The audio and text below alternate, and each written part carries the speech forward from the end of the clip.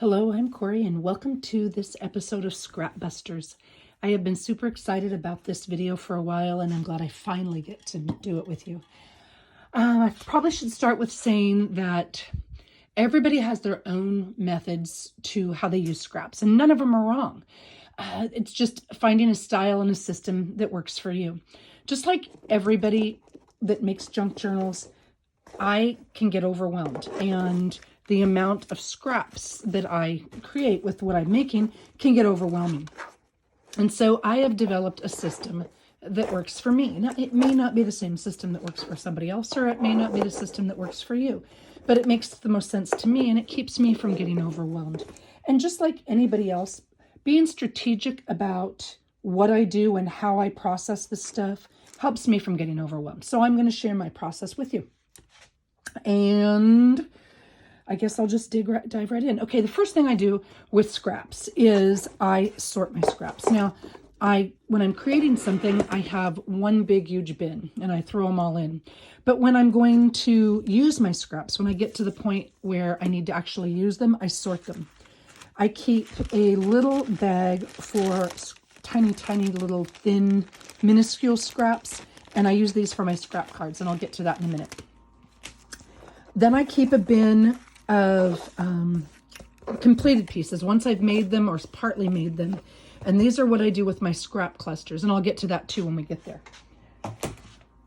I keep a bin of usually coffee dyed, though it doesn't have to be, but plain, thin, regular old paper. Okay, so I keep a bin of that. And these plastic bins were just from the Daiso store, which is like the Japanese Dollar Tree.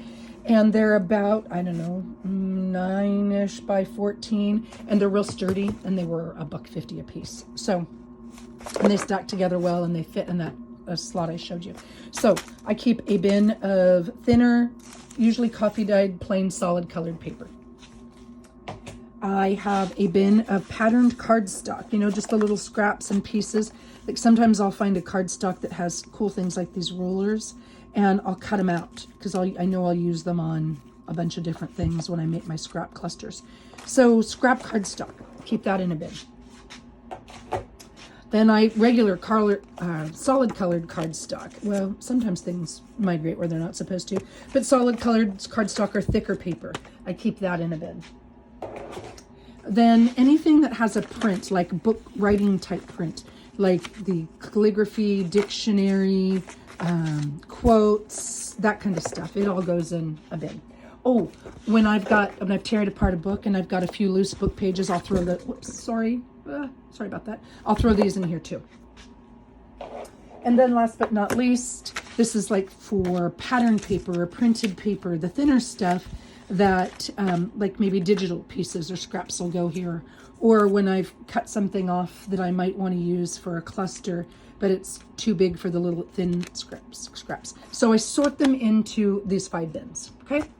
5 bins, and then the one that's got completed items.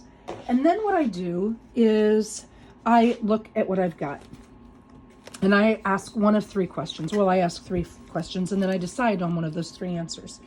And my questions are, what am I in the mood to make? Because sometimes I'll watch a really cool video and I will want to make something that the person in the video is making.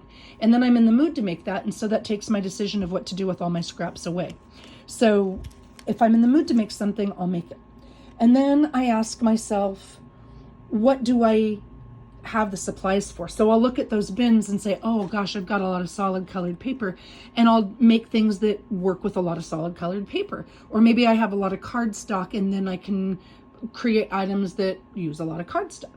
So I'll look at what materials I have and see what I need. And then the last thing I usually do is look at what I've already got.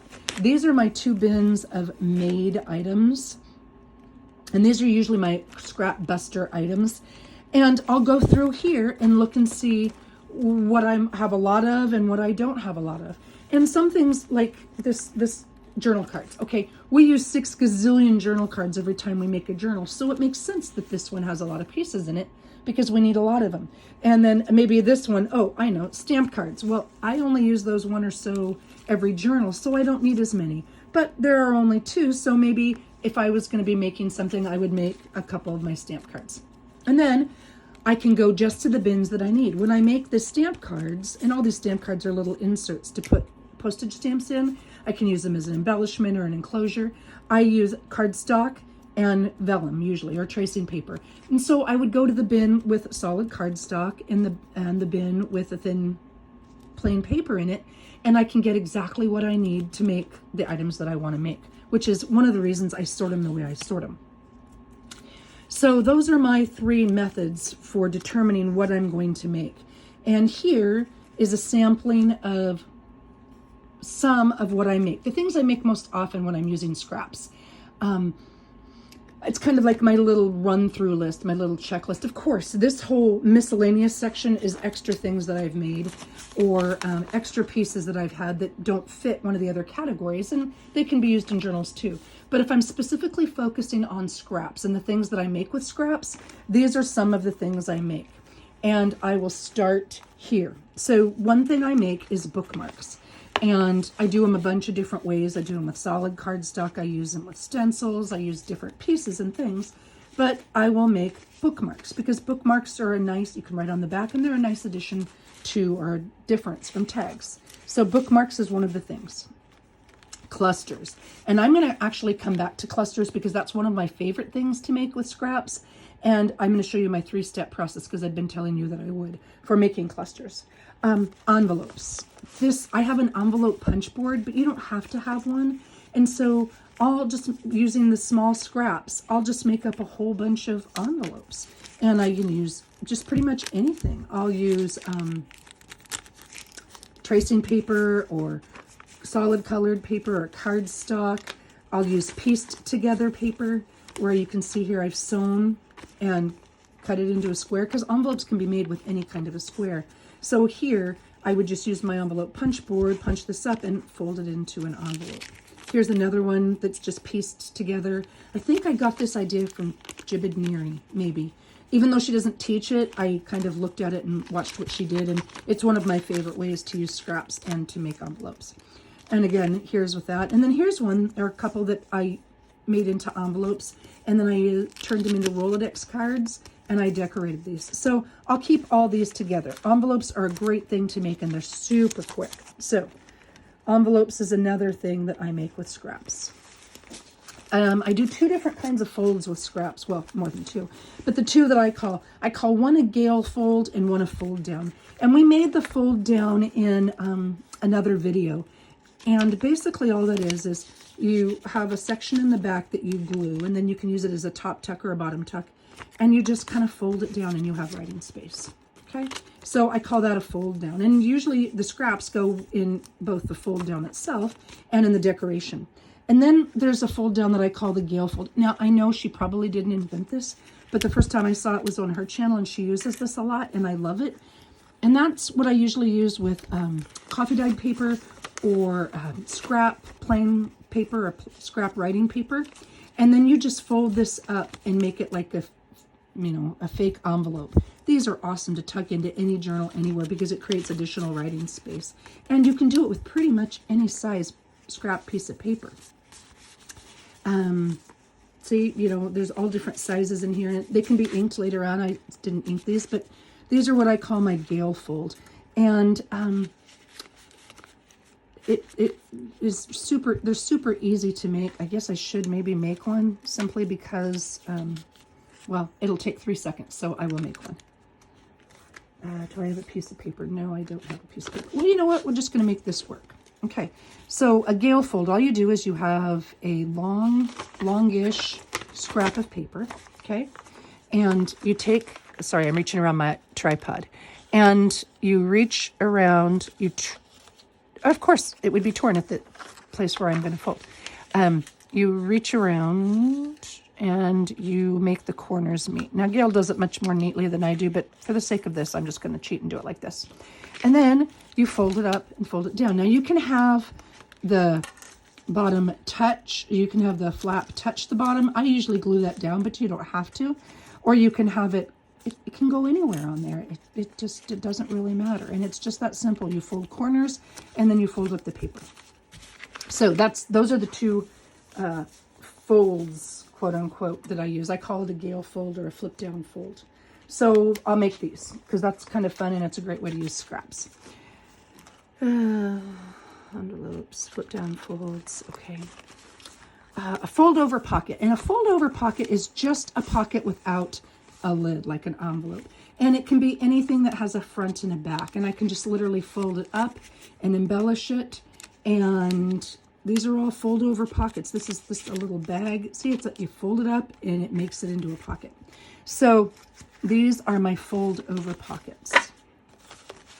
Another great use for scraps. Matchbooks. Now see, I would probably make some matchbooks because I've only got a couple in here. And I showed it in another video. They're super easy to make. It's just another way to do a writing pad, but in a matchbook format with a little bit of a crease at the top and a tuck at the bottom. And you can have it open at the Pages fan at the top, or like in this one here, the Pages fan at the bottom. And just tucks them in a little bit differently. So maybe next time I use my scraps, I would make matchbooks. Paper clips. Now, paper clips, there's two different kinds. I think it was Carol Laws, but I could be wrong, that showed me this double kind. It almost makes like a belly band, and then you can embellish this. It's got a paper clip at each end.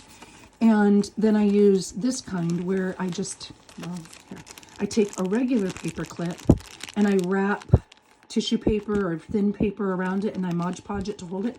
And then I can use it as a dangle or a charm, and I'll put things on the ends. So that's a great use for scrap paper as well. All right, this one's empty because I usually keep them in a separate place, but punches and die cuts. And what I mean by that is, I've got one here. I get in the mood to use my die cuts with scrap pieces of cardstock, usually, or vellum. And I cut them out and I decorate them. And let's see, I'll put it there so you can see what I'm talking about. So this is maybe a Tim Holtz, I don't know, somebody's die cut with flowers. And then I cut it a couple times. I layered it.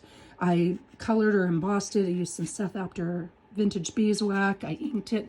I'll just make up a bunch of different die cut clusters. Same thing with punches, various punches that are larger, punch art kind of things. And I'll do that with some scraps. Let's see, punches and die cuts. Scrap cards.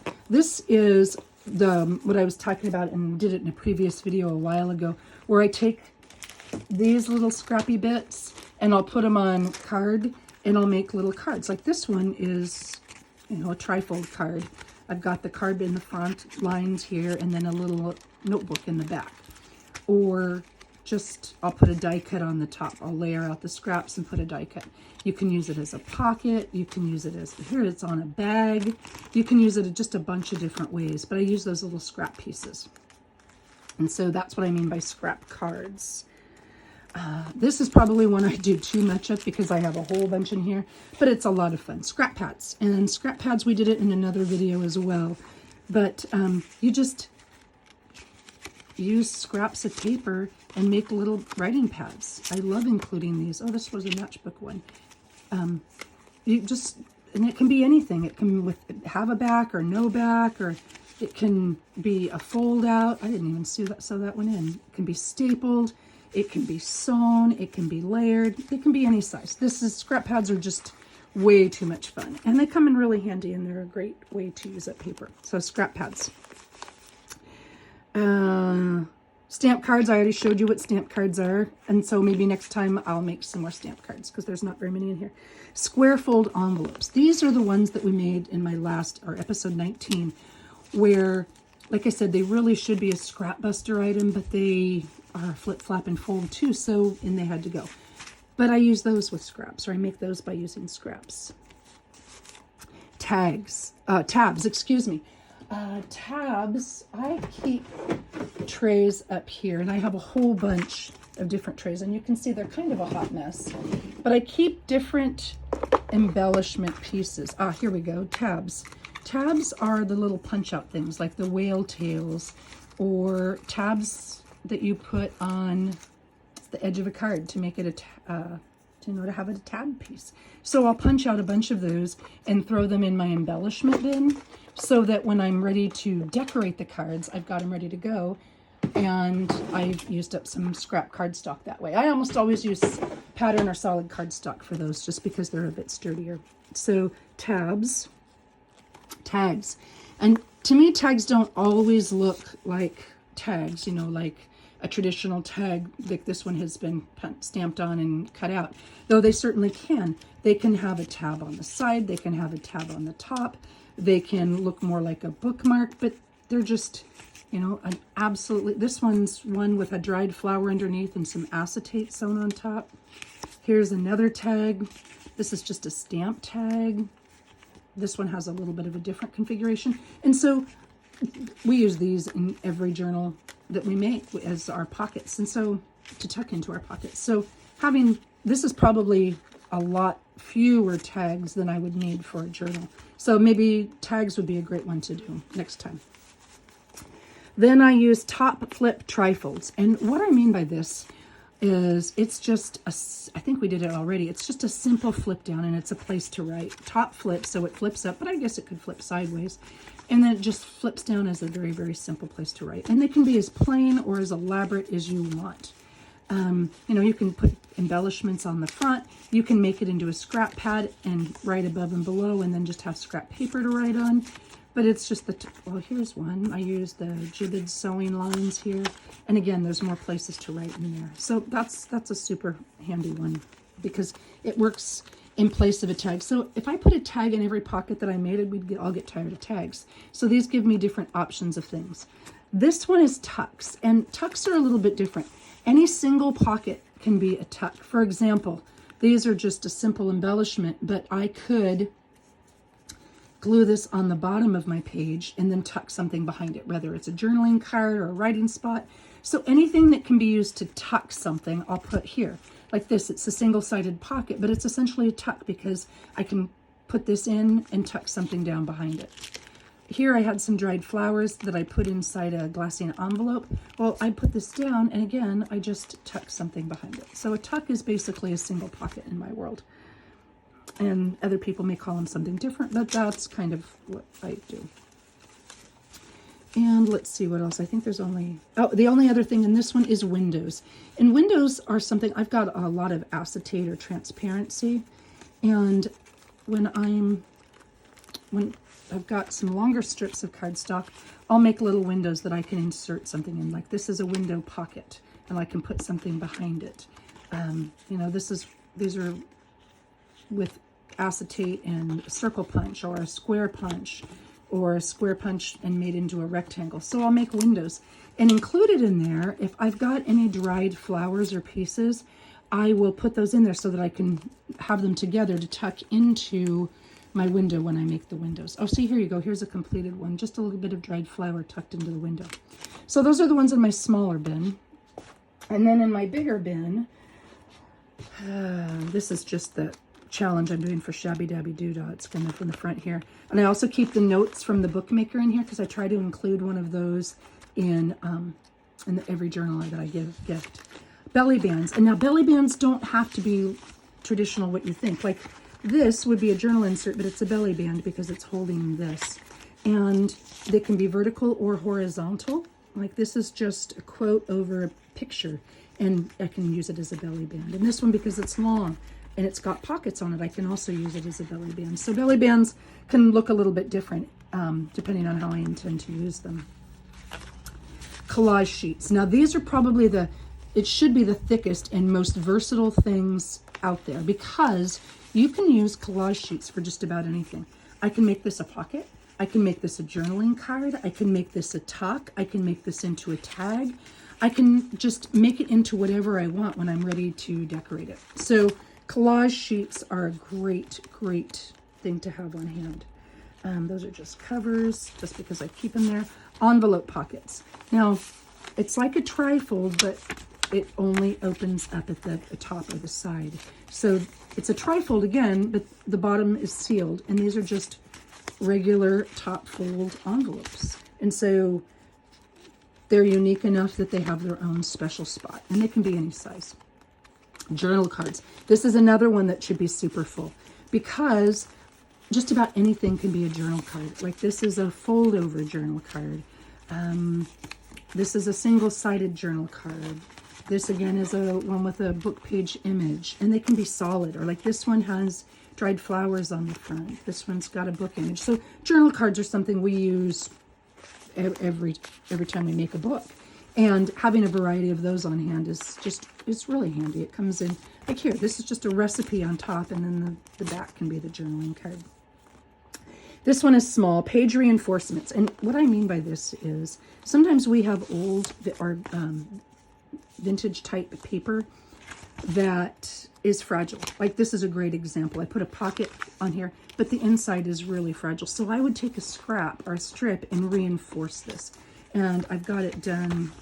Oh, maybe I have it done. Oh, see, here you go. So I can use book page, or I can use piano roll, and I can reinforce. And that's what I mean by page reinforcers. And that's a reminder for me to use those. Scrapbooks. Okay, this is another one that this is probably too full.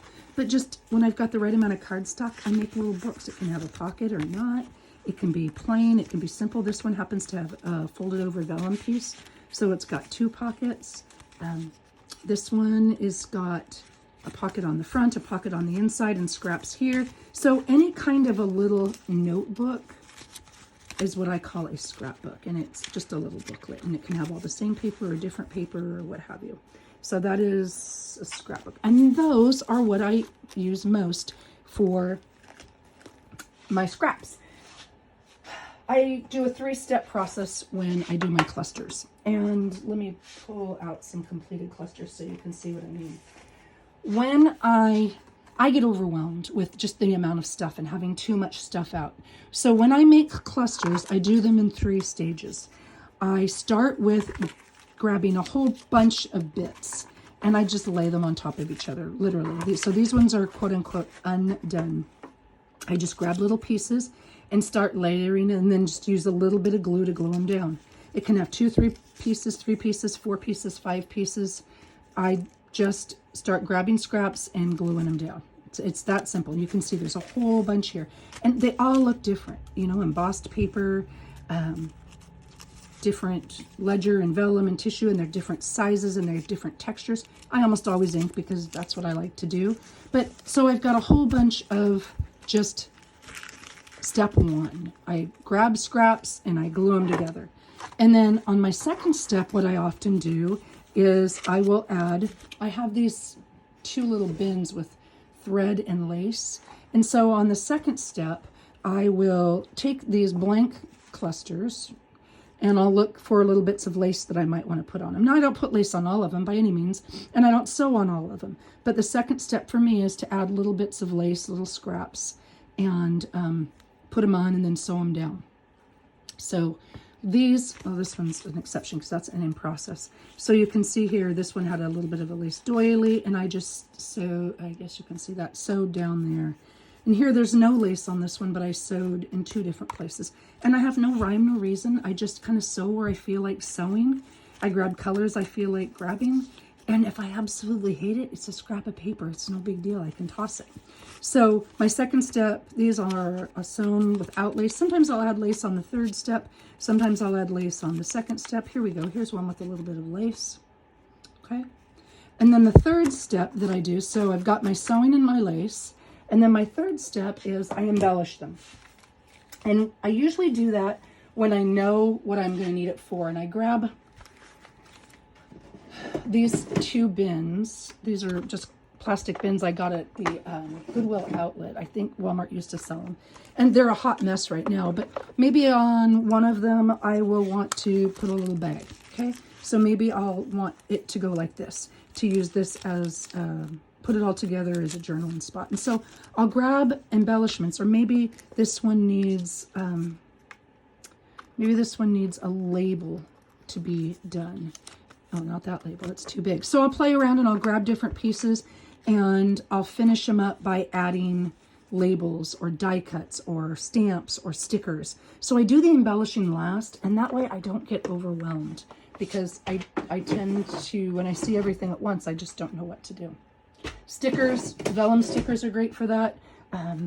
Coffee cards, tea cards, and they don't all have to be overly embellished. Like this is just book page and a Tim Holtz flower sticker with some brads, because I really like brads. And this one's just 2 kinds of book page with a little tag, and I'll probably put a word or a quote or an expression on there. So they don't even have to be over the top. You can add more or less as you want. You know, this one was a little bit more. I got lace and a flower and a brad and a stamp, and I put some glossy accents on it. Actually, I don't use glossy accents. I generally use Nouveau Crystal Glaze just because I really like the way it dries. So I'll do that. And they can be completely flat. Like here's just two different kinds of book page. I can stamp on them. See, this one's got lace and a bit of stamp and a little bit of washi. So when I'm ready, here you go. Just some simple vellum book page, a date stamp. I guess I made this in 2019, and a flower. I don't generally use thick things like buttons, but I can. You know, here again, stamps, brads, washi. Just kind of finish it off. Sometimes I'll use pictures. Here you go. There's a lace and a picture and such. Anyway, way too long, and I apologize for that. But that is my scrap buster video. That is how I create and make with scraps. And one thing I like to do, like when I had these collage cards, so this particular one, I've got just a basic collage card. I can use this as a tag. I can make this into a tuck. I can use this as the cover for a little booklet. I can use it as a writing spot. I can punch a hole in the top and make it either a bookmark or a page insert. So when you've got a bunch of these things, you can use them for a lot of different things. And that's what busting scraps is all about. Thanks for watching, and happy creating.